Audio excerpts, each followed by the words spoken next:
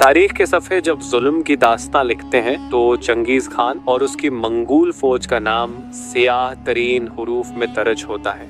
उसने इंसानियत के चेहरे पर वो जख्म दिए जिनके निशान सदियों बाद भी महसूस किए जा सकते हैं। मंगोल जब किसी शहर पर चढ़ाई करते तो जिंदगी मफलूज हो जाती, ना औरत महफूज होती, ना बच्चा, ना बुजुर्ग। इंसानों की लाशें गलियों में बिछा दी जाती और शहरों को राख में बदल दिया जाता। इस्लामी दुनिया इस तूफान के सामने बेबस हो गई। एक एक करके बादशाह झुकते गए, कल्ले टूटते गए, शहर जलते गए, मगर एक आवाज ऐसी उठी जो न सिर्फ जुल्म के खिलाफ खड़ी हुई बल्कि जुल्म को ललकारने की हिम्मत भी की। ये आवाज जलालुद्दीन ख्वारिज़्म शाह की थी। जलालुद्दीन नौजवान था, पुरजोश था, निडर था। उसके बाप ख्वारिज़्म शाह ने मंगोलों के आगे हथियार डालने का सोचा, मगर जलालुद्दीन ने कहा, अगर आज हम खामोश रहे तो कल हमारी आने वाली नस्लें भी गुलाम पैदा होंगी। मुझे गुलामी की जिंदगी नहीं, गैरत की मौत मंजूर है। चंगेज़ खान को जब जलालुद्दीन की दिलेरी की खबर मिली तो वो हैरान रह गया। चंगेज़ ने कहा, जलालुद्दीन, एक और ख्वारिज़मी बादशाह, इस बार मैं ऐसा खत्म करूंगा कि उसका नाम भी न बचे। लेकिन वो ये भूल चुका था कि बाद लोग खत्म होकर भी खत्म नहीं होते, वो तारीख बन जाते हैं। जलालुद्दीन ने चंगेज़ को खुला पैगाम भेजा, तो चाहे जमीन का सबसे बड़ा बादशाह हो, मैं वो हूँ जो तेरे सामने न झुकेगा, और अगर झुका तो बस सजदे में। ये जुमला चंगेज़ के गरूर को चैलेंज था। फिर वो दिन आया जब जलालुद्दीन और मंगोल आमने सामने हुए। जलालुद्दीन के पास चंद हजार सिपाही थे, चंगेज़ के पास लाखों। लेकिन जलालुद्दीन के पास ईमान था, गैरत थी, अपने वतन, अपने लोगों से मोहब्बत थी।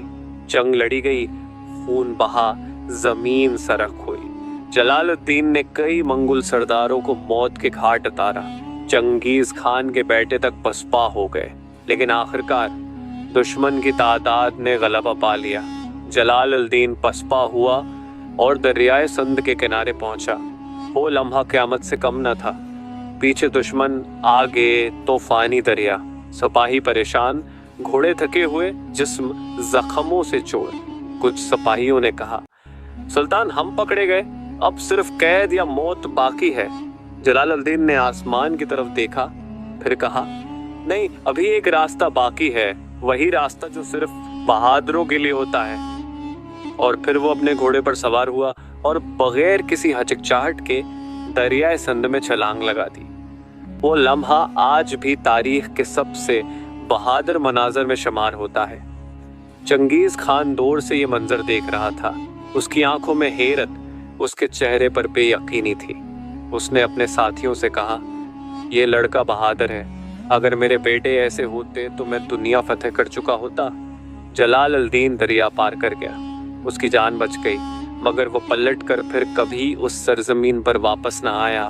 कुछ अरसा बाद वो ईरान और फिर कुर्दिस्तान की तरफ चला गया। वहाँ भी उसने छोटे छोटे लश्करों के साथ मज़ाहमत जारी रखी, यहाँ तक कि एक दिन दुश्मनों के नरगे में आकर शहीद हो गया। लेकिन वह न झुका, न टूटा। उसने जिंदगी नहीं, गैरत की मौत को चुना।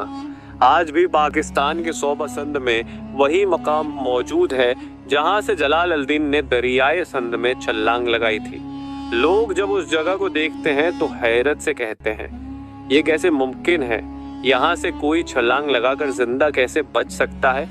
लेकिन वो आम इंसान न था, वो जलालुद्दीन था, वो तारीख का शेर था, वो गैरत की एक जिंदा तस्वीर था। जलालुद्दीन हमें सिखाता है कि दुनिया की सबसे बड़ी ताकत न तलवार है, न फौज, सबसे बड़ी ताकत ईमान, गैरत और हक पर खड़े होने का हौसला है। जलालुद्दीन हारा नहीं, क्योंकि वो खुद को बेचने वालों में से नहीं था। उसने मौत कबूल की, मगर गुलामी नहीं।